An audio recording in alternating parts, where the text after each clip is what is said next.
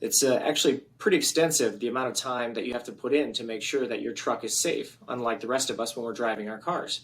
And that's obviously because of the size and the danger that they risk or they pose to the rest of the motoring public. After a truck crash that causes injuries, sometimes very serious injuries, how hard is it to figure out who's at fault and where do you turn for help? Well, we're going to find out right now on this episode of Ask the Lawyer. My guest is Arizona attorney Ryan Skiver, and I want to tell you right at the top, if you'd like to ask Ryan questions about your situation, it's easy. Go to askthelawyer.com.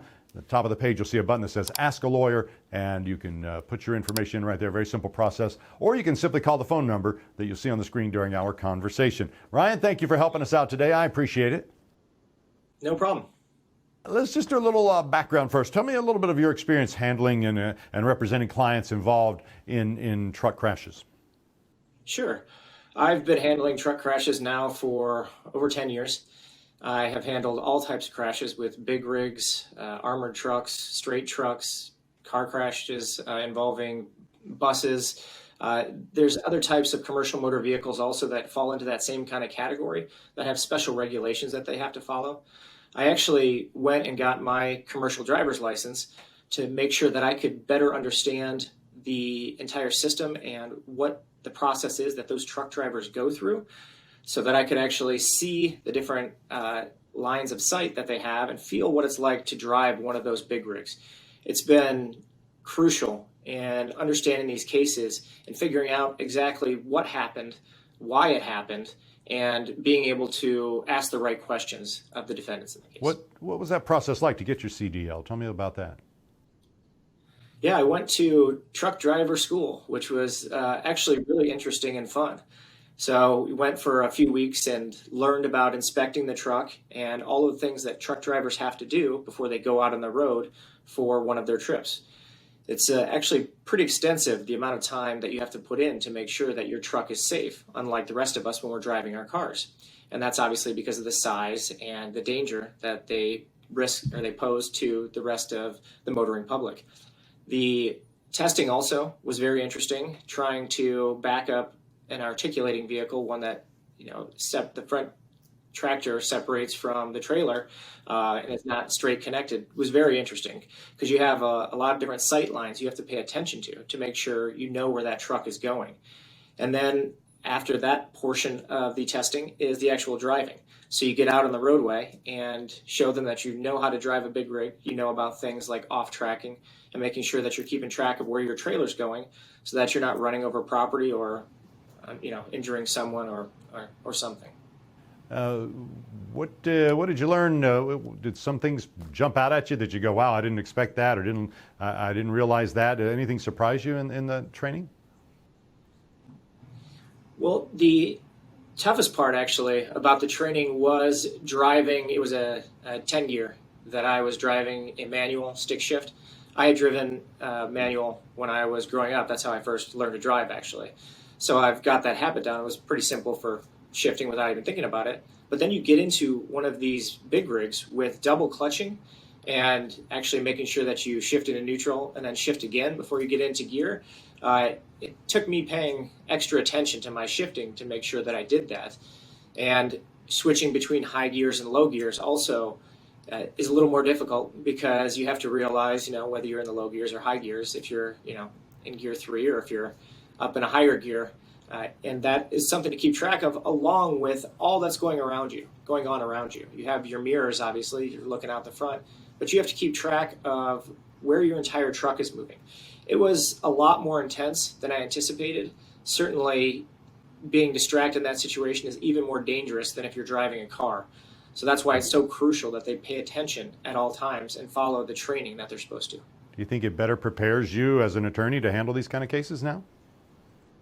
Absolutely. Having my commercial driver's license really put me into the shoes of the truck drivers to know what I have to be looking for, what they have to be looking for, and what to expect from other drivers.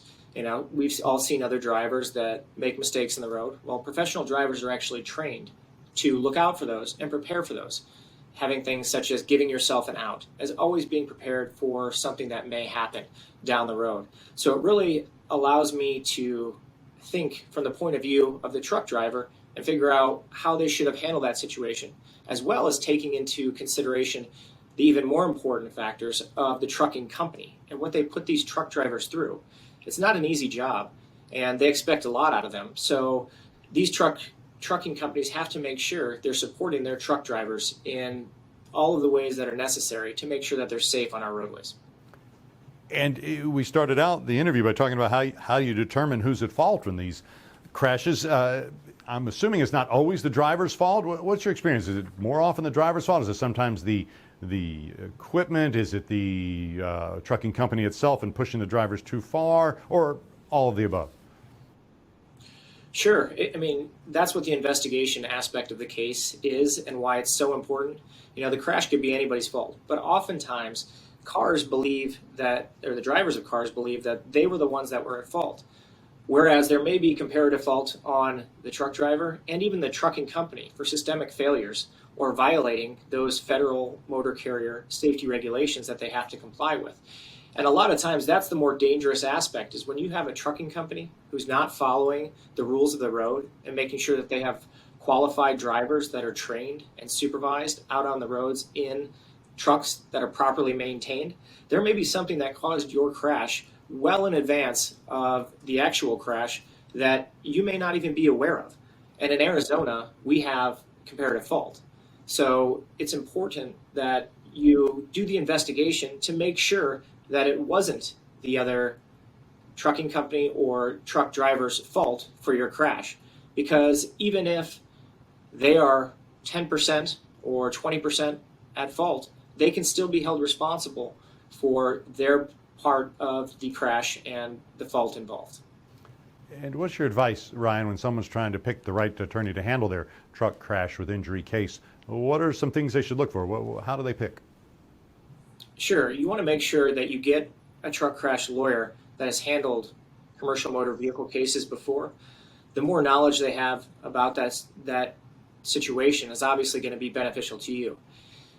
You want to check with them also to see if they've ever actually tried cases. Unfortunately, there's a lot of good marketers out there who actually don't try cases. I just had my last trucking case a couple months ago now, and it turned out well for the plaintiff. And I was able to use all my knowledge from my commercial driver's license to be able to benefit that plaintiff.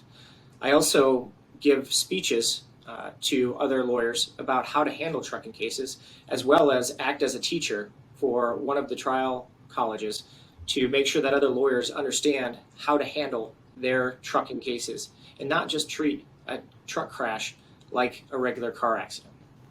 One more quick question, something you said, to make sure they actually try cases. I think some people think, well, all attorneys try cases. That's what they do. What is the other option? Does that mean they're going to just settle too quickly? What do you mean when they don't try cases? Sure. Actually, probably 95% of lawyers have never tried a case in their life. And the insurance companies and defendants keep track of that information. They know which lawyers actually try cases and which lawyers are simply going to settle for whatever they offer. And that will have an impact on the amount of money that they're going to offer.